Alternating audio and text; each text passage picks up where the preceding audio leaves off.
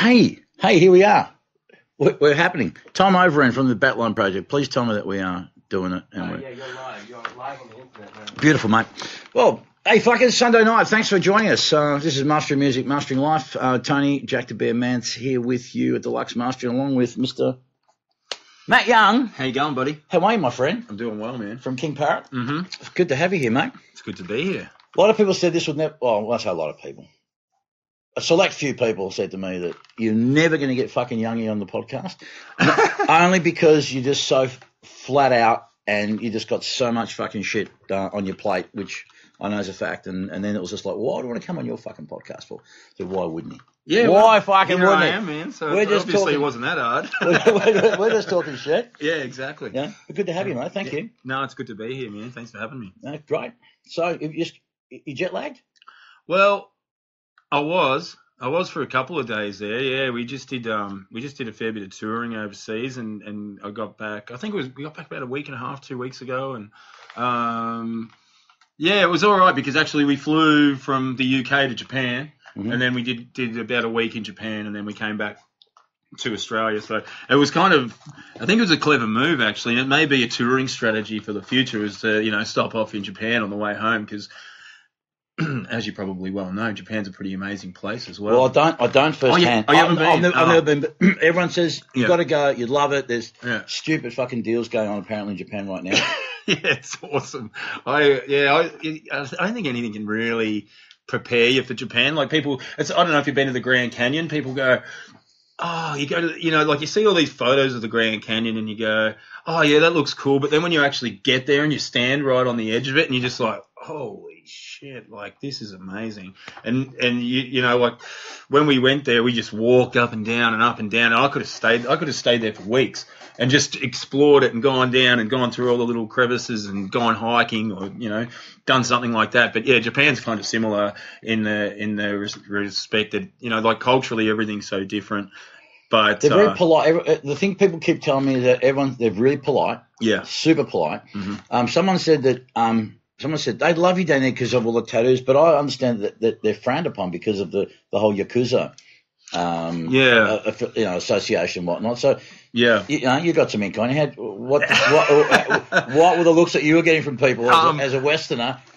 I think like for the most part we were kind of in places where they didn't really care about that sort of thing. But when I was speaking to some of the guys that we were traveling with, they said that like in the public baths and public like that, we didn't actually go to a public bath, but apparently some of those places don't really take to tattoos, and if you have them, you have to cover them up or you just have to leave.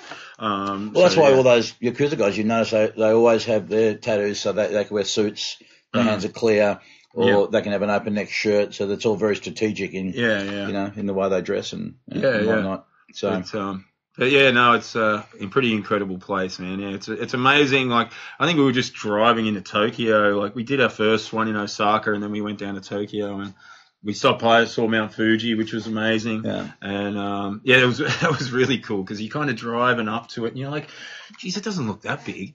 And then you just keep driving and driving, and it just keeps getting bigger and bigger, and it's like, holy shit, that's massive. And then we stopped there, and we took some photos. There's like a bit of a roadhouse thing, and had some lunch or whatever. And then we kept going, and it just took forever to drive past it, and I'm just like, holy, what the hell's going on? And we find, it was pretty incredible, but. Yeah, just the way everything's done over there is amazing. Just the sheer volume of people in this like space is That's what's got me. How do just people live in such high density? Because I don't think we're really anthropologists say we're not really designed to live that way, but evidently Japan's been doing it for centuries. Yeah, but that's always gotten me. But also the mix of the so much old traditional and yet uber modern shit right next to each other as well. People saying, like, again, just watching some docos and just describing that whole, but you've got to go right out in the country to find the more traditional, whether you want to go to a tea house or, you know, dojos with the samurai, you know, training schools or ninjutsu schools or, Sure. you know, martial arts, you know, dojos and whatnot. We were lucky enough to check out a couple of, we went to a few temples. Yeah. And that was pretty cool. And check that out. There was one of the temples that we saw, which was, I think it was right near sort of Shinjuku, that kind of area. Yeah, it was just amazing how they were all built, you know. There was no nails or anything used. Like, everything was just put together and, like, stacked in there. And, you know, like, it was just incredible the way that they'd done it. But, and just the way that they live in their houses and everything too, like these tiny little shoebox houses and, you know, everyone's got their shoes off and the tables are all on the floor and you just don't sit on chairs, you just sit on the floor, and it was really cool. And I guess the politeness was a thing that we kind of found challenging because we're a pretty sort of obnoxious kind of band and pretty loud and raucous, and we get off on a lot of that audience participation and heckling and stuff, which we're really used to here in Australia. Yeah. In Japan, it's just like,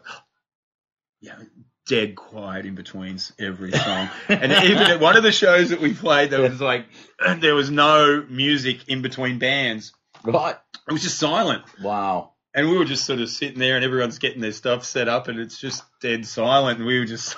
But they go off though when you're performing. They were going nuts, and then they just stop and it's dead silent. And we were just like, yell something at us, you know, like let us some steam. Yeah, give us some shit or something. But they didn't do it, so it was pretty interesting in that respect. So I guess you know, we're kind of looking forward to like doing this Aussie tour this week and just sort of getting back to what we know. Yeah. No, that's great, mate. So, hey, Tom, we can put up the dates. We got something to put up. Oh yeah. We'll put up some dates soon for that'll keep our Death Proof PR people happy. They will, yeah. That'll keep Emily and Nicole crew there. Absolute legends. Yeah. Well, they seem good. I mean, we had a bit of a look into their into their roster and that, but they seem like they've got a pretty good thing going on there.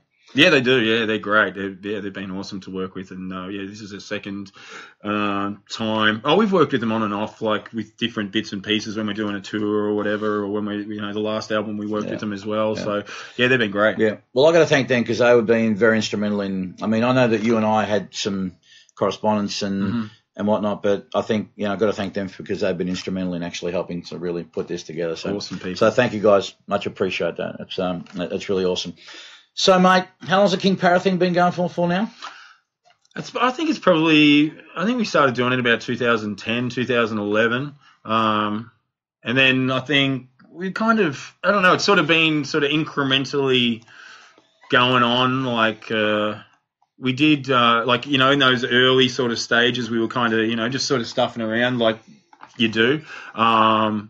But then I guess it sort of really started to gather some momentum about, 4 years ago. I guess that's when we sort of really started, pushing it, and we had a couple of like lineup changes and things like that, and it was sort of myself and our guitarist Ari, who is also commonly known as Mr. White in a band. We wanted to step it up, and we wanted to, I guess, kind of do our own take on the Australian underground metal sound that we kind of felt hadn't really like been able to push out so much on the international sort of scene. And there were so many great bands that I grew up listening to and being influenced by and really loved, and I thought, these bands are just as good as all the bands that I'm listening to from Europe and all the bands that I'm listening to from Australia, from America and stuff as well, and I thought, these guys really deserve that chance to be out there. So we were kind of just thought, we're getting a little bit of traction on this now, and let's try and push it a little bit harder and see what happens. And I guess it's kind of just been like a bit of a snowball effect, really. And, it's just sort of gone from there. And I think probably in the last 3 or 4 years, we've just been touring in Australia quite a bit, but we've done about 9 or 10 tours, I think, in North America now, and That's great. And yeah, we've done I think about 3 or 4 in Europe, and we've done Japan, we've done a bunch of shows in Asia and stuff, and yeah, and I can't tell you. Where's your favourite place to travel to, or any particular city that you have that you've had an affinity with? Like, I mean, for playing shows and stuff, I think we've had some really good stuff happen in the States, and we always like going to New Orleans, and we always like going to New Orleans is a fascinating town from what I can gather. Yeah, as a music town, because I think people really associate it so much with blues particularly, and jazz. But same thing in Nashville. Nashville, I found that Nashville is not just a country music town. I mean, that's where its roots are, but there were techno clubs there. There's hip hop. There's a great healthy music scene, and I imagine that from what people tell me, New Orleans is very similar. Yeah, absolutely. There's, I mean, if you go walking down Bourbon Street at any time of the day, there's always live music happening, But we've had a connection there with some other bands that we're friends with and stuff like that. So whenever we go there, it kind of feels like we're going home a little bit. And we also have the same thing in Austin, Texas, where we've got a lot of friends there. Austin's a great music town. Yeah, we've been lucky enough to be able to do South by Southwest a couple of times, and we've made some really good friends there, and it's nice to be able to sort of go back to those places and see all these people that you make friends with, and you might only be once or twice a year, but you go back and you see all these awesome friends, and just the familiarity of it all, and you get to know a few places. They can take a few places to eat or drink, or it's like we're just going to go down here. I've always found that with traveling, like even before we were touring a lot with King Parrot and stuff, I always found that, like, even just when traveling, it's always best to go somewhere and meet someone or be friends with someone in that city. Totally. So you can just go somewhere that's not the typical touristy kind of thing. So going off the beaten track, do what the locals do. Yeah, I think there's a lot to be said about that. Yeah, for sure. Like I've spent a lot of time in Hamburg over the years, and I've got some really good friends there, and it's always an awesome time going there and, just hanging out, because I've just got this group of mates there that I've had for like 10 or 15 years. They've been out here to Australia, and I've been over there many times as well. So, it's great. Actually, Europe is a good market for Australian bands. Yeah. So many bands are so much into America and Canada, America in particular, and the UK, for obvious reasons. But people overlook Europe, don't they? Yeah, a little bit maybe, yeah. I mean, I guess for what, like, we kind of do, the metal stuff, it's huge over there, and like I think for a lot of for some Aussie bands that I know as well, like for them it's their main market, but I guess it's a little expensive getting over there, but no, it's always a great time, and it's such an amazing, like, it's so varied and so different when you country to country, and we've always had a really great time there, and I love it. I love Spain, and I love Italy, and even like the Eastern European countries as well. We've been lucky enough to play in a few places like Czech Republic, Hungary, we played in Romania. Yes, we played in all those places. Russia, you've been to Russia or not yet? But we've done Croatia, and apparently it's beautiful. Apparently, did you actually get to spend much time in Croatia? Or about a day. Oh, okay, right, yeah. Because people reckon that's the next that's like the like Croatia and the Adriatic coast there. It's maybe like not touristy, but not quite as touristy as what it is in Italy or Greece, or Turkey's the same, apparently, a similar thing. Yeah, sure. Hey, dude, got a question. Okay. Alison Baker saying if Bloodduster were bought out now instead of 26 years ago, they'd be touring worldwide like you, KP. Your thoughts? I don't know. I don't know. Look, Bloodduster is an awesome band. Went and saw their second last show at the Toad on Friday, and great friends of mine, and been an awesome band for years. And I remember the first time I ever seen Bloodduster, I snuck into the corner hotel when I was about 16 and got in there in the afternoon, and me and my friend, we went and sat in the toilets and we just locked ourselves in the cubicle until the doors opened. Are you serious? Yeah. And then they opened the doors, an hour or two later, and we just went out and just into this world of like, oh my God. Yeah. And I think, Bloodduster were playing a bean flipper and, a few of those old Melbourne bean flipper at Tassie. But, like that was one of those experiences for me where I was just like, holy shit, this is what I want to do. How good is that when you have those moments? And then you see a band like that, and then later on, did you ever think at that moment, though, that one day you get to work with Jason Fuller? No. I mean, how amazing is that though? Really? Yeah, no, it's cool. Yeah, it's awesome. Yeah, no, he's awesome, and he's been a real great help to King Parrot and everything. And I've got no doubt that if Bloodduster would wanted to do it, they could for sure. Like they've got great stuff, great songs. All their songs are catchy, and there's a few similarities, I guess, to what they do and what King Parrot does. Is that we do obviously like grindcore sort of style music, but put other elements in there to sort of so people can latch onto it or whatever, and bring other elements into it, so it's not just total the whole time. There's catchy riffs in there, and there's like vocal hooks and stuff like that as well. So there's similarities in that respect. I don't think the bands actually sound similar really too much, but Well, the one thing that I picked up of late is that both of you have a similar kind of ethos in terms of you're both bands and artists who really want to contribute. Like, Jason, he's really benevolent. I mean, and what he's doing down at Goat Sound, just helping bands and that. And we were talking before, we did the podcast. You were saying about, so we talk about Kim Parrot, but you guys also have a very similar kind of thing going on. You contribute, you help, you do a lot of stuff to help other people and bands in what you do. You do, right? Yeah, like I think, like what we were saying before, I think, many bands and many people in the scene in Australia and in Melbourne specifically for me have like helped King Parrot to sort of try and continually keep going, keep taking that next step, keep pushing forward. I like to observe and watch and see what other bands are doing, what other people are doing, and how they approach things, I guess. And I've, taken a lot and, going, okay, that works. Or maybe if I just take that and do it this way, and I think it's about sort of being creative with the non-creative stuff, I guess, as what, like everyone loves writing the music and everyone loves, composing and making the music and doing all that, which is the obviously creative stuff, but being creative with the other stuff is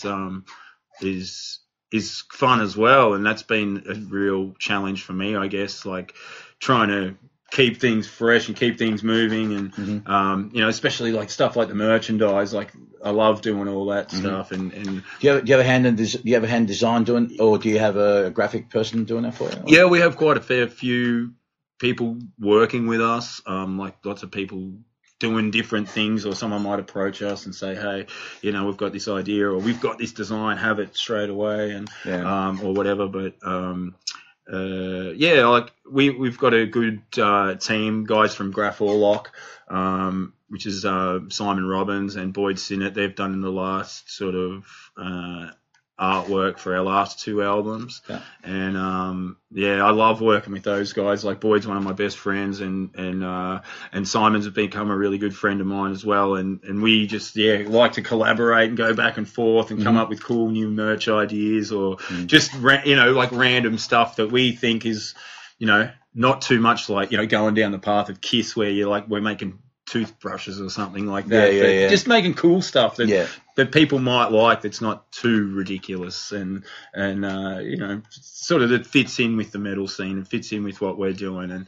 And yes, we have a really great time designing all that sort of stuff, and just coming up with different things, and look, that looks kind of cool over there, why don't we just take that and do it this way, and little things like that. It's really a lot of fun. I think there's a lot to be learned from watching how to do things but I think in my experience, I've also found there's a lot of lessons in how not to do things as well. Mm. Like when I, as a youngster, going around to studios, slut, going all these different places and watching, getting ideas about how to build a room or a facility, and that's cool. But then there's also a lot about how things you see things that don't really work out really well. Yeah, yeah. And one of the things I really noticed for me in about 1999, 2000 was where we were seeing, I could see, again, not that I had a crystal ball or anything, but I think it was pretty obvious, not because I was some fucking genius, that things were changing in the business, as if from the studio perspective, and that is we've got more independent, we got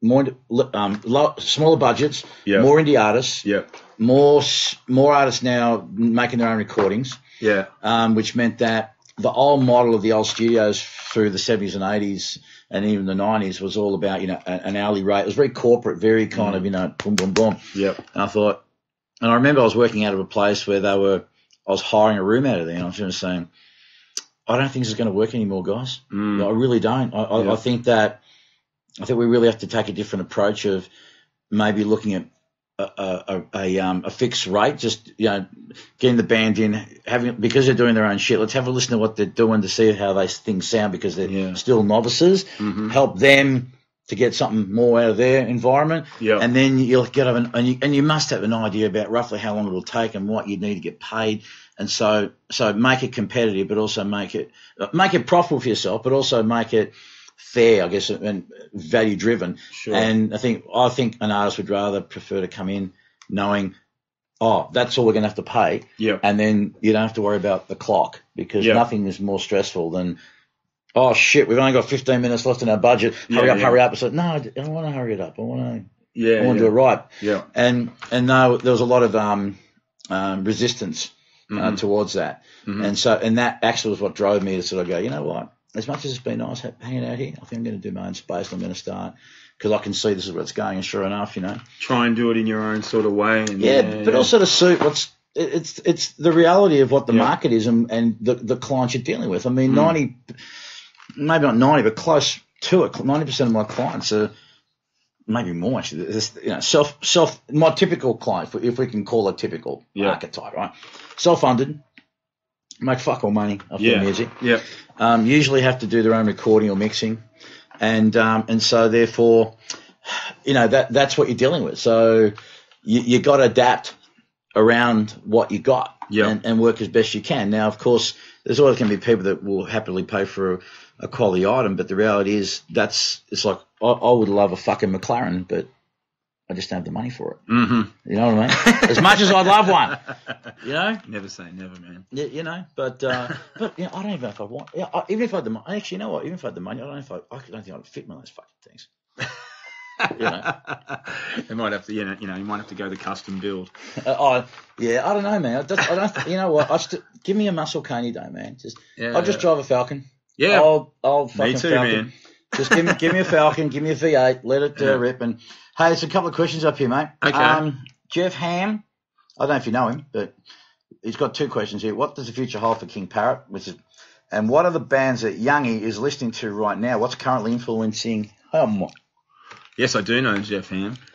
He's I think he's from America. He's from California. Shout out to Jeff. Thanks for tuning in. What's the future hold for King Parrot? I think he knows that. Touring.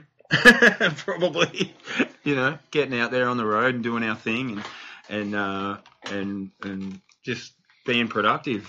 That's what we love to do. But we've got obviously the Aussie tour coming up this week, and we've got a couple of things over summer. But I think we're kind of, after just doing pretty solid 2 months on the road and doing the US and the UK and Japan, we were just sort of keen to hang out in Australia and have summer. And you live in the right, and you don't live far. Sorry, I'm just forgetting. You're right. You don't live far from the beach, mate, which is good. No, that's right, mate. Yeah, no, living down on the coast now, so it's pretty good. But we've got a few things in the pipeline, and we'll start riding again pretty soon.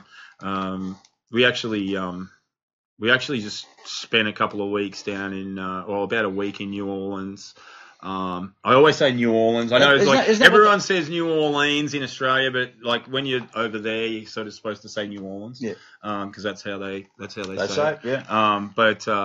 Yeah. We actually spent a week down there, and it was sort of unexpected, but we had the opportunity to be in a studio, and we wrote and recorded an EP in about I think it was 6 or 7 days, and we just sort of went, let's just try and do this, and we just did it, and it actually came out all right. So we're just having to listen to a few rough mixes of that, and we got 4 songs, and it turned out pretty good. So that'll probably come out at some point in the future. But a fair bit more touring. We want to get back to the US and do Europe again, and we really like, one of the things that we've been planning and trying to get off the ground is just doing a big Aussie regional tour. Awesome. we love just getting out to those smaller places, like, in Victoria, like places like Warrnambool, and doing Ballarat, Geelong, and we've played in Frankston a bit, and you go to Gippsland. You go as far as Gippsland. We haven't gone out Mildura, or we've done Mildura Swan a few Hill. times, not Swan Hill. We've done like Albury. They're just, wherever there's like got the venues that have got the right stuff, and everything going on, like the right sound systems, and obviously our booking agent, books it or whatever, and he makes sure that it's at a certain, we could go and play everywhere and play in people's backyards or whatever, but we want it to be good as well. So but getting out to all those sort of places, going up to far north Queensland again, we haven't done that for a couple of years. In Northern Territory, we've done Alice Springs a fair few times, but we haven't been back to Darwin. But the one time we played up there, it was amazing. So we want to do all that sort of stuff again this year as well, off the back of this new record. So that's all going to be happening at some point. Just got to sort of organise it. Yeah, just get it all locked in and locked away. And from what some people I know, play a lot, they tell me the great thing about regional is that because regional Australia doesn't get a lot of shit going through town. It's an event when a band comes through, whether it's a DJ, a band, whatever, and people make an effort. Yeah. So they appreciate the fact that you are even there. Even some kids may not be huge, maybe fat, but they're into enough to go. They make an effort. They have a good time. They appreciate you more. I think sometimes here in Melbourne, I love Melbourne. We are the music capital, but because of the saturation, and we're spoiled for choice. And I think, like with anything, when you when you're lacking something, you appreciate things more when you don't have much of it. Yeah. So I think that would be one of the reasons I'd love to do regional, if I was a musician too, because I think for the most part, people are going to come, they're up for it. Yeah. They providing good energy that inspires you to step up your game, and this thing happens where you're going to have some fucking magic. Yeah, absolutely. That's definitely been true for us. We've played in, I think a couple of years ago we went and played for the first time in Coffs Harbour. And it was on a Wednesday night, and we were just like, we've never been to Coffs Harbour, let's just give it a go. It's a Wednesday, whatever. Let's just, and people just came out, and it was awesome. Yeah. Amazing show. And I think the next night after that, we played up in like Lismore, and we'd never been there either. And that was just, it was in a small kind of room, but it was just jam packed, and it was amazing. It was so much fun. And so I was like, since then, we played in like Ballina and, Byron Bay and places like that. So it's really cool to get up to those sort of areas. Just, like sort of a little bit kind of remote, a little bit sort of far away from like the main cities and things like that. And just, go out there and see these people. Yeah. And they bring that energy that you don't really, like you were saying, you don't, Melbourne people are pretty spoiled, and people in, all the big cities where like all the bands tour all the time, everyone's going to shows all the time. But and I think also people go, they pay their money. No, there's no real expectation of being on a guest list. Yeah. Usually they tend to buy merch, and it's a big deal for them, Yeah. And they value it. Yeah, exactly. And it's good for us too. It sort of helps keep the machine rolling. Yeah. So yeah. Would you say that now what do you think would be the most important sort of, or what would be the biggest cash flow thing? Is merch still merch in general would still be, or sales on the road? Do you find that you get much sales on the road? Yeah. Sales on the roads is pretty big for us. I guess since the demise, I guess, of the the CDs and all that. It's great that the vinyls are coming back now. I think I was reading something the other day that there was more vinyl sales in the UK than there was downloads or something. I don't know if it's true or not, but I read that. It wouldn't surprise me. Yeah, and it's just incredible that that's happening now, and I love vinyl so much. So it's that's great. But yeah, I think bands have had to really go to the merch side of things and sort of get really creative and try and create shirts and different things that are going to appeal to people. And sometimes I think it's a bit of a fine line. I guess for us as well, like. We want to try and keep our merch sort of so it looks like it's band merch. We want it to be our merch. Yeah, we don't want anyone to mistake it for something else, you know. And I think some bands have kind of gone down this path where it sort of looks like a fashion label or something, you know. And we kind of don't want to do that. But we've kind of had to kind of really keep take the blinkers off and really look at what everyone's doing and go, okay, well, this is how we want ours to be. And I think we've been kind of, relatively successful with that. Yeah. Yeah. Having your own branding, it just stands out. People know. Yeah. Yeah. Even, like our logo, we had a logo initially at the start and our guitarist, Ari, he did it up, and then we had our friend Gleno, who's quite a well-known Sydney artist who does, lots of different stuff for lots of different bands, and he sort of rejigged the logo for us a little bit, and we were just like, bang, that's it, that's ours. We're going to use that from now on.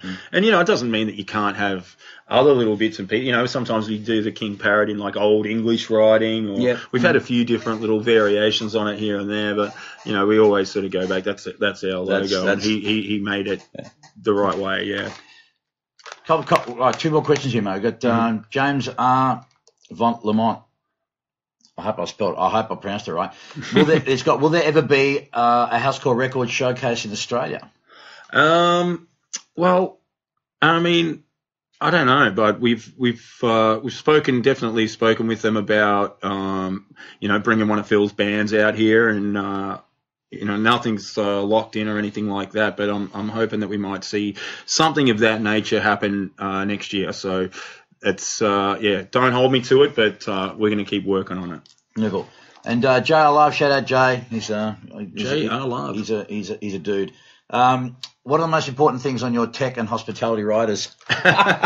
For me, 2 cases of water. No, I go through a lot of water. But I would think the other guys in our band would say a couple of cases of beer, a bottle of whiskey. No, a lot of people don't read the thing, a lot of the venues don't read it. And we put a weird thing, we put this one thing on, we always put an ear of broccoli on there. And if they bring the ear of broccoli, then we know that they've read the thing properly, and they haven't, cheaped out on us. So, but we often get an ear of broccoli, and it's just like one of those weird things, one of those weird requests. But it's actually interesting you do that, because it's like people when you go online and you go to the App Store to buy something. I agree to the terms and conditions, and I don't read them anyway. You got 3 pages of shit to go through. Yeah. But I think that's what we do. We're just too lazy. Fuck it, boom. Go in there. It's funny you were saying before about water, and again we're talking before about you were saying you're 6 years that you've been a clean and sober dude. Yeah. And that was the first time I knew anything about that. Which so I thought it was okay. It'd be fascinating to talk about that. So. Lots of artists, musicians, even myself, I had my own battles with drugs and shit like that too. Mm-hmm. So I mean, in my case, I don't have the rampant cocaine thing I used to have going on. But, good. But no, it is. But I still like to dabble. Myself as a recreational thing, or I'm starting into psychedelics. We'll talk about that too. Yeah, psychedelics is something that for a while I've been. But just tell us about about how what we did, how it ended, how you got through it. Because I'm fascinated with the whole. I'm really interested in the whole idea. Like, how do you transcend that and stay that way? And what is it that what are the things that you implemented, to maintain.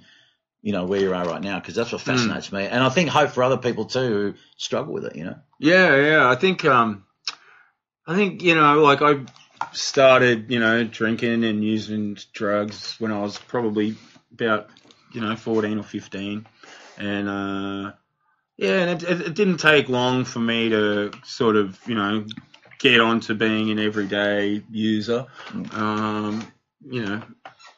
Just starting off with, weed and booze, and then sort of, as the years went on, sort of slowly progressing down the path and using pretty much anything or everything that was on offer at any time, Mm-hmm. I think for me it was probably more, I don't know. I mean, I knew I liked it as soon as I did it. Mm-hmm. I really liked it straight away because I was out of reality, and I was away from reality. But then I think there was a few pivotal things that happened in my life that were when I was younger that were painful, and then I knew that I could use this to knock it away, get rid of it, and so that's what I did, and then anytime anything else shit happened, that's what I would do, and Triggers, and it wasn't like it didn't really, after a few years, it didn't really matter. It was just like, this is what I do now, and if something happened, then I would just do it more, and so I guess it just sort of snowballed for me, really. Like it just snowballed, and the more I moved down to Melbourne. I grew up in a town called Woodend, up in near is it Woodend? No, it's sort of like halfway between Melbourne and Bendigo. Yeah. And then by the time I was about 17, 18, I moved down here to Melbourne, and hanging out with older dudes, started hanging out in the music scene. Knew that this is what I wanted to do. I always wanted to play in a band. I always wanted to play music, and that's always something that was really important to me. And I knew that if I got involved in the music scene, that I could take as much drugs and drink as much booze as I wanted to, and because that was acceptable, in the music scene, and and I guess I don't know, it wasn't like I was totally non-functioning, I was always able to sort of work, and I did a little bit of travel and stuff, not as much as I would have liked. Probably because I spent most of my money on drugs, but but I did a little stint in London and lived over there for a little while, and I also lived in Copenhagen for a little bit as well. But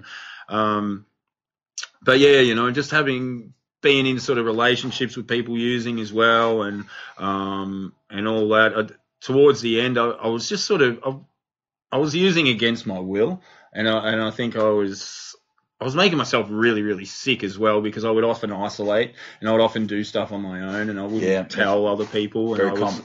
Yeah, it's a lot of guilt and shame. I've found a lot of guilt and shame that goes around it, and this cycle of, like you said, in my case, something would trigger me. Right, I'm gonna go get three fucking bags, And again, doing it on my own, because the shame around. Again, it wasn't helpful. You're trying to run a business, like, well, I don't want to deal with him. I had a situation with one guy when I was working at Sing Sing, and who, I think he just knew one day I was being manic, and I fucked up a job, and I thought you would have thought that would have been a wake up call, but no, it just kind of escalated and escalated. But for me, it wasn't until my doctor said to me that you're going to die. Like there was no fucking around here. Your health was at such a point where you're, So what was your what was that tipping point for you that really? Because I'm sure you go through that times. It's like, do the drugs, feel better, come down. Oh, I feel like a cunt. Do this cycle. So what was the tipping point for you that actually made you do something, and what was it? Like, what happened, and what did you do? Do you remember a moment like that? Oh, there was many. Yeah, there was many. I had a couple of car accidents, things that like, luckily no one was hurt and stuff, and there was a couple of one of the things I remember is, like, when I was, like, drinking. And like, towards the end of my drinking, I would drink with a friend of mine, and we would just drink a cask of wine. Mm-hmm. And it used to burn me. Like, it just used to burn the insides of my your esophagus. Yeah, because we used to just drink it every day, and it was just and smoking, cigarette after cigarette, and then, the weed and everything as well. And then, it used to just hurt. And I was just like, this just hurts. But after I'd have like 3 or 4 or whatever, it would stop hurting. But it was, that started to become a really common thing for me every time, like every day. And, I obviously knew that the cigarettes weren't doing me any help. Just like, the harder drugs and stuff, it was obviously really taxing on your body and your brain as well. And, I just, I wasn't happy, I just wasn't really happy. I was in a relationship with someone as well, and we had a lot of, pretty nasty shit happen. And, like without going into all the details and all that sort of stuff, it was just really nasty to see and, watch each other go through this crap. And for me, I was just like, I'm not achieving what I wanted to achieve. And I remember like when I was 15, my mum and I were going to like some universities and things. She's like, oh, what do you want to do? And, it's like when you're 15, you got no idea. Absolutely. But I wanted to play in a band, and I always wanted to play in a band. And I said that to her then, and she was like, what about sound engineering? You could do this and that. And I was like, yeah, it's all right, but I just don't think I'm smart enough. I'm just like, I just want to do the band thing. And, and I stuck to my guns and did it and did it. So, yeah, sorry about that, Mum. But since I got to, decided that that's what I wanted to do, and after making myself really quite unwell and quite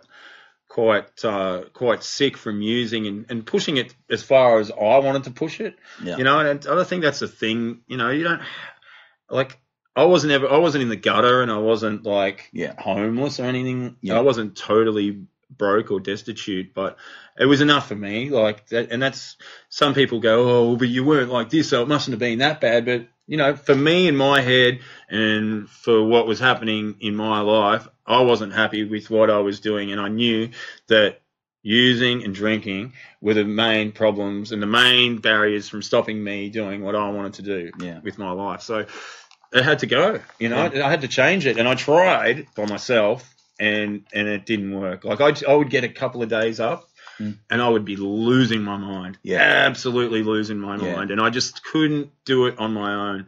And that's when I, sort of went against the grain, I guess, of everything you're kind of told as a youngster growing up in Australia, look out for number one and do this, and you can only trust yourself and all that sort of shit. And I just realized that wasn't right for me. That wasn't the truth for me. Getting help was the truth for me, and that was that was the probably one of the most courageous things that I've done was go, I'm fucked, I need some help. And I think that's the hardest thing for people. Even myself, just come to that point of like, I want to help, I want to get help, but I just feel like it's hard to ask. And you're right. And people say the same thing, that it's courageous. At the time, I didn't think it was courageous, but looking back on it, I can see how it is, because it's fucking hard, mate. Yeah, it's fucking hard, And for me, it's been an ongoing process. I mean, counselling, talking to people, and I've been through a lot of fucking different modalities in the past. And I've always found that the people that have helped me the most, because there's been different people that have helped in different ways at different stages of my life, but I've always found that the people that were not necessarily qualified in a formal sense, no diplomas on the wall. As I said, the guy that helped me the most, particularly the coach, was ex-junkie, been in prison, but he's just, been in the trenches, and when he spoke to you, you felt what he was telling you, and he knew what you were experiencing. You know what I mean? As opposed to someone that really knew the stuff in the textbooks. And while that is valid, and there's science and there's all that sort of stuff, I think there's nothing quite the same as sitting down with someone and you connect with them on that level where you're saying things, but you're also not saying things, and it's just this understanding of like, and to me, I found that more inspiring, and because like, I don't feel this guy's taking the piss, or I feel this guy's really here because he means it, and he's genuine, and everything he's saying I can relate to, and the fact that he's can prove that he's been off and clean and all these years, it's like, well, it is possible. Yeah. It is possible. So, Yeah. So you got so lots of counselling for you in your case. And Yeah, for sure. It's been an ongoing thing for me. I haven't had the same one that whole time, but it's actually been a constant thing for me. I've always sort of managed to keep it going, one way or another. And if I hadn't, if it for some reason, I moved or someone couldn't continue seeing me for some reason, I'd just go on to the next one. And sometimes it's challenging to go on to the next one, or some people think as well that it's I can go and do this a couple of times and I'll be right, but for me, I actually really like having that, having someone there that's not emotionally invested in anything that I'm doing, and then you can feed that, spill your guts or whatever, and then they feed that stuff to you that you're not going to get from someone that's a family member or a friend or whatever. You're going to get a different insight, and I think that that's proved really invaluable for me over the years, and something that I'll continue to do because it's it's just another important relationship to have that a lot of some people never do it, and they don't want to look at that sort of stuff, and that's fine, but I do. So I think it's hard. I think we've all, all of us have got shit issues going on. In my case, more about my dad, getting my dad's validation. My dad telling me I'd amount to nothing, but what I'm learning now through counselling, this is really interesting, is that we're always, I'll speak for myself. Always would be. These things always become convenient excuses, and how it was always bad. And it's shit, growing up with your dad saying this or your mum doing that and what have you. But what I'm learning now as a late fucking bloomer is this, and that is that if it wasn't for the fact that my dad was like that, I wouldn't have become a rebellious person. I wouldn't have done these things today. You know what I mean? And we'll never know. Sometimes I've sat down and thought, well, if my old man was really supportive and said, fuck academia, do that, would I? We'll never know. It's and it's in a way, it's almost not a total waste of time, but it's not overly productive because all we can deal with are the facts, and and that's all I can deal with. Yeah. And I think, like you said before, for a lot of people, it's hard, man. It's just fucking hard. For some people, the shit is so painful, or there's so much guilt and shame and stuff around it that, they just can't bring themselves to it. And until you're ready, to face your demons. Exactly. And in a way, I know this sounds really bizarre, Matt Young, but almost make them your friend. Because again, you are shaped and formed by your experiences in life, and and again, if you look at addiction, for example, and again, this is what the bloke who I'm currently talking to at the moment, his name's Carlos, a fucking genius, and he was saying, let's have a think about addiction for a moment. He said, well, people that are addicted in some way usually are creative because they got to, you've got to think about how am I going to get my money for this or how am I going to do that. It might not be for a good thing, but it's still creative. It's still about thinking. So people that are addicted, shall we say, usually have to learn how to be resourceful, creative, maybe sneaky, but nonetheless, it's still thinking outside the square to get shit done, to get a result. Yep. So it's just a matter. So you've got the skill set. But just replacing it with something else. So using your mind and your creativity and your drive towards replacing it with something else. Yeah, exactly. So so the band for you is obviously that thing. That's the thing I obsess over now. I mean, for me, business. For me, it's just this new venture of mine. It's to how do I put my energy, and as I said, that's what this podcast is here to do. It's to do something different, indulge in a new obsession, if you will. To replace the old stuff. So. Yeah, absolutely. I think I think for me it was just accepting that that I'm got a really addictive personality, a really addictive sort of nature, and that's kind of why I found myself in the predicament that I did with drugs and alcohol. And then, once that sort of stopped, it was about continuing that ongoing help and treatment and being, active in recovery so that I could, keep an open mind to different things and keep,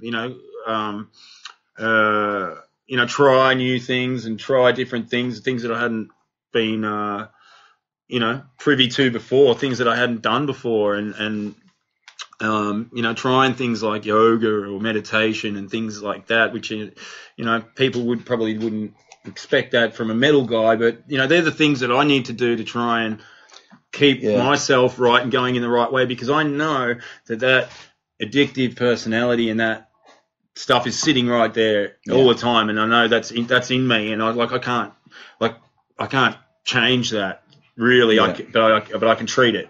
And I can redirect it in the right way and try and put it into the healthy way. And sometimes, you have a blowout and you might go nuts at someone or something, might not go your way, and you react in a way that's unacceptable or whatever. And we're all human, but I think that, Do you find that just through your experience, that you get to talk to a lot of musos and that about it? I mean, this is the first. As I said, I know this is something you don't really put out there a lot, and I appreciate you being so candid with me. But do you find that you've had opportunities to help others through their own journeys, that and have met along the way? Yeah, quite a few, and definitely a few have helped me, and I think that's probably part of it. Is like people that are in that predicament helping each other. That's how you sort of work your way through it, and I'm really lucky and grateful that I've got a lot of friends that are in recovery too, and some creative, some not so creative, but I've got people when I'm struggling that I can pick up the phone and I can call and go, hey, I'm struggling. I'm having, this, that, and the other's happened, and I need to unload some shit. Yeah. Do you have mates, as I do, and I've got one particular mate, Danny Benici. Love you, mate. Who I have this saying of true friends will say the shit things to your face. Yeah. And the nice things behind your back. Yeah. And I've been very fortunate. I have one friend in particular, his name's Danny Benici, who will not hesitate to ring me if he feels I'm fucking up, or if he's not quite sure. Yeah. He'll risk being wrong or whatever. Yeah. You got friends like that who will call you out. Yeah. Who are brutal. I mean, this guy's fucking brutal, and I love him for it. I mean, it's not good at the time, but I appreciate the fact that at least he cares enough to give enough of shit and fuck to do that. Yeah, absolutely. I've definitely got friends like that, and I think it's really, really important. It's important to have those kind of relationships in your life with people that you care about, because if you just let them go down that path for you see that sort of pattern in the behaviour sort of continuing on. It's sort of it can lead to all sorts of crazy stuff. So it's good to be able to have those real friends in your life. I think that will be totally straight up and honest with you if you're being a dick. Yeah, totally.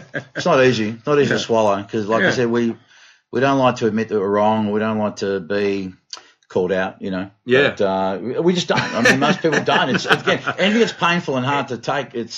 And again, for people, who have addictive personality or get triggered easily, when you get put on the spot like that, it makes it even more of a challenge, to hold your ground. Yeah. I know. For me, it doesn't take much for me to get really upset. It doesn't take much, and then I have to go, and then I have to get my bearings, call someone, chill out for a minute, and then. But even that itself is big. That's a self-awareness thing. And I think that is a massive part of it for me. It's just being really aware of it. Just being okay. All right, now I'm feeling shit. So now I need to do this.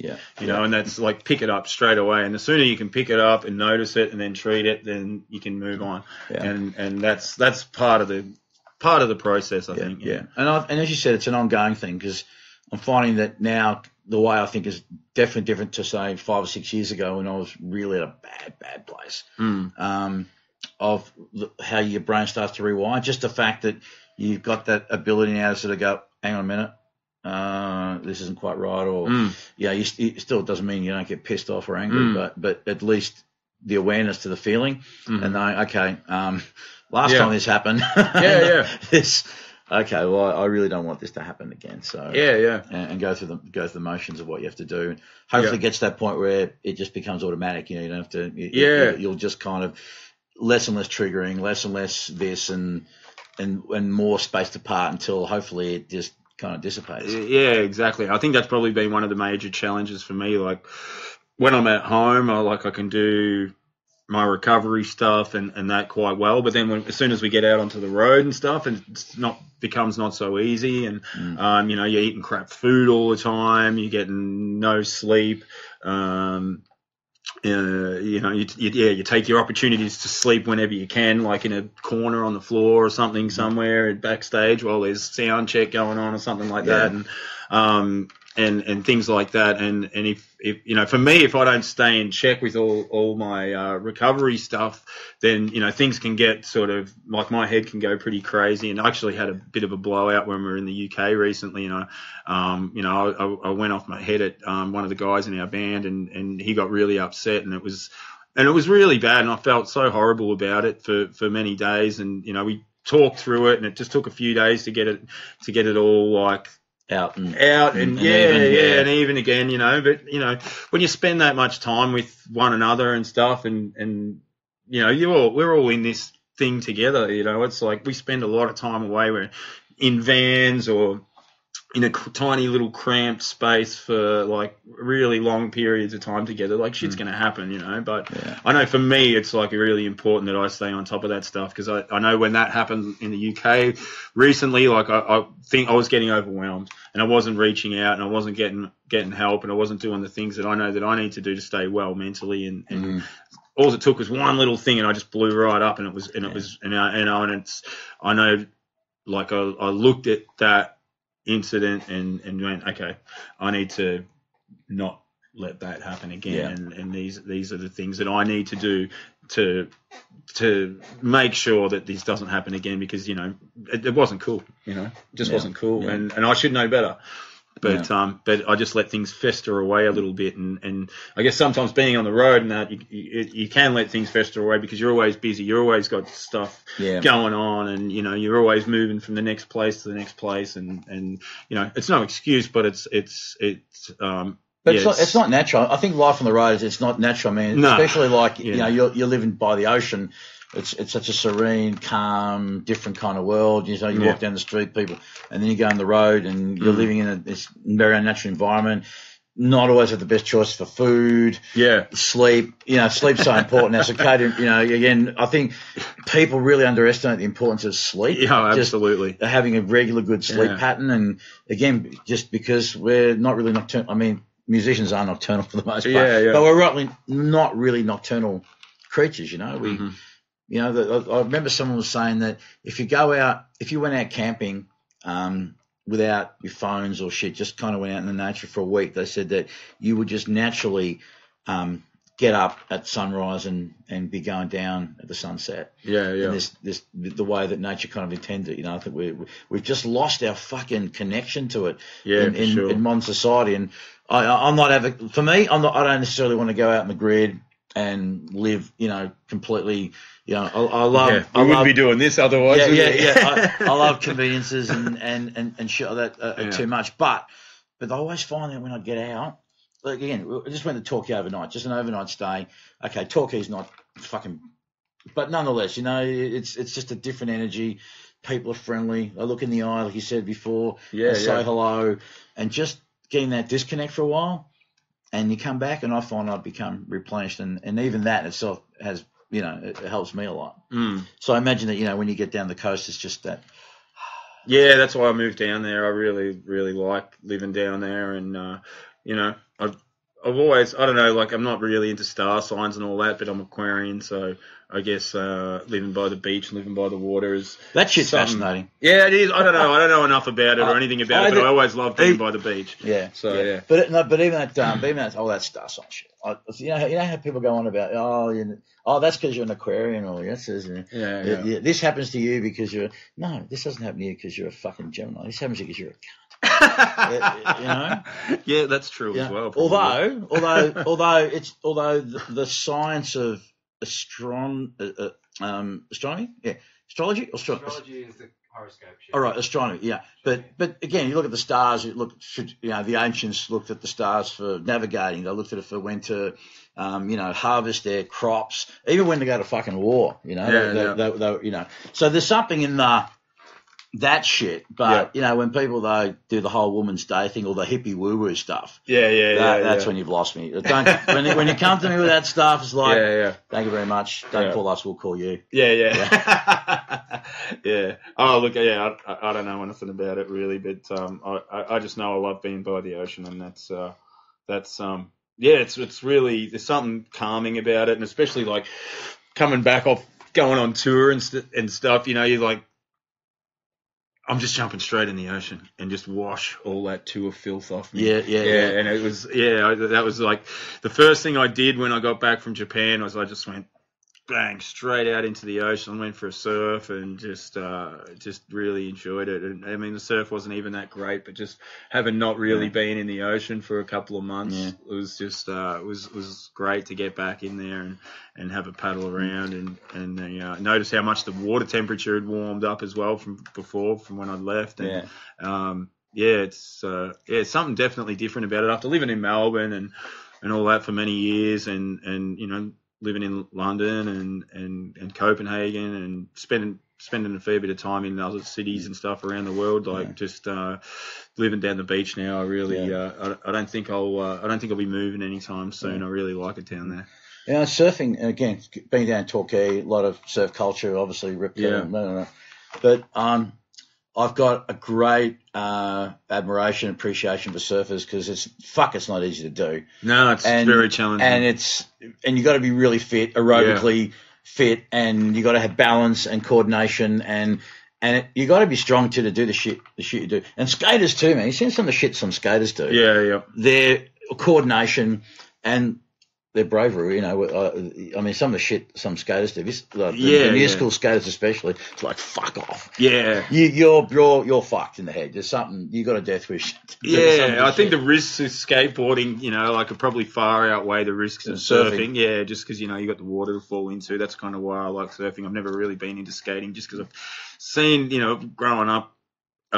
Seen some pretty nasty skateboarding injuries. I'm like, I used to try and drop into the half pipe, and I could do some of that stuff okay, but I was just like, and then you fall down, and smack your ass, and it's like, oh, gee. Isn't dropping in frowned upon? Isn't it apparently amongst? I mean, look. No, I'm talking about skating, dropping into the half. Right, okay. But dropping in surfing is a different thing altogether. Yeah. That is frowned upon. Yes. Yeah. I mean, they get pretty fucking violent. They do. They get pretty nasty out there. Yeah, I've seen a few sort of little altercations. I try and I've only been about a year and a bit into it. I tried doing it when I was younger, but I was never any good at it. But since I've been living down there, I've been getting right into it, and I really enjoy it. And it's just good, just to, it really forces you to be in the moment. Yeah. Really stay in the moment, because if you start thinking about something else, you're going to get smashed by the ocean. Yeah. So it's one of those. It's good for people like myself, that sort of are always off thinking about other stuff or thinking about the next thing that's going to happen or what are you going to do. Well, it's nice just to sit there and be in the ocean and concentrate on catching a wave for a bit, and just bit of a departure from, a healthy departure from reality. Yeah, absolutely. All right, buddy. Well, we're gonna wrap it up. Awesome, mate. So it's been a good chat. It has been a good chat. I feel like we could sit here for another couple of hours, probably. Well, mate, we'll get you back. Yeah, sure. We'll get you back. Absolutely. It's been a real fascinating chat, and I just really appreciate your openness to the other stuff that we're talking about. Yeah, no worries. Because I guess one of the aims always for me in these podcasts is to be able to have, again, you can't push it, but you try to hopefully engage a guest in to the point where they feel comfortable enough to be able to share things for the express purpose of maybe some kid out there watches it and sees you and knows you and holds you in certain esteem, and maybe some kid may be struggling at the moment with drugs, and they go, oh wow, look at this dude, and he's done that. And if that can be that one thing that sets that kid off in that half of a degree trajectory, and we'll never know that. But if we have, or if you have, with you sharing your story, then we've done a really good fucking thing. Yeah, I agree. And I think one of the best sayings I've heard is like, you can only keep what you have, by giving it away. And that's, doesn't mean I'm going to give you the PIN number to my credit card, but it means, I mean, like it's just, it's proven to be true. Like it's just proven to be correct so many times, and so many people have done that for me, and I try and do that for other people too. And I think, that's what keeps things rolling and keeps things moving, and, share the knowledge. And, that's why I love sharing helping other bands and doing stuff with other bands. And, if people ask me something about anything that I may have the answer to, I'm happy to give it because I think, I would like to be able to feel that way with other people as well. So totally. that I would want to learn off. So I think that's just it's a good way to be, in just generally speaking, Well, thanks, mate. It was a great chat. Thank you. And so Tom's going to put the dates up for the shows coming up. So I think 13th kicks off West Australia. Yeah, we're playing in Perth on Wednesday, at Badlands. On Thursday we play in Adelaide at the Unibar. Friday we play in Melbourne at 170 Russell. Saturday we play at the Factory Theatre in Sydney. And Sunday we play in Brisbane at the Triffid. And you can get tickets from kingparrot.oztix.com.au. There's the shameful self-promotion. No, nothing shameful in that, mate. Well, I know Tom we'll take care of that up there, and we'll have this podcast up for the next week, and we'll put it up on YouTube. So awesome, mate. But mate, thank you so much. No, thanks, It's buddy. been an absolute fucking pleasure. Yeah. I really enjoyed this. So me too. Well, good luck with the tour. Thanks, buddy. And we'll stay in touch, and we'll definitely get you back next year. Cheers, mate. All right. Cool. Good on you, mate. Thanks, buddy. Thank you so much. Cheers. Thank you very much for watching and listening. And just once again, thanks again to Matt. Thanks to Death Proof PR, who are very helpful in helping get this together. So thank you guys. Much appreciated. Thomas Overend, thank you so much. Backline Project, who without these guys, this cannot fucking happen. And I want to send out a special shout out to Neil, Tom's partner, who's in the hospital, having some stuff done. So we're thinking of you, darling. I did offer you the rusty fucking spoon just for the exposure. You didn't take me up on it, so fuck you. But I hope you get better soon. All right, thanks, guys. As always say, please be nice to each other, but more importantly, be nice to yourselves. Love you, fucks. Have a great week. We'll see you later. Cheers.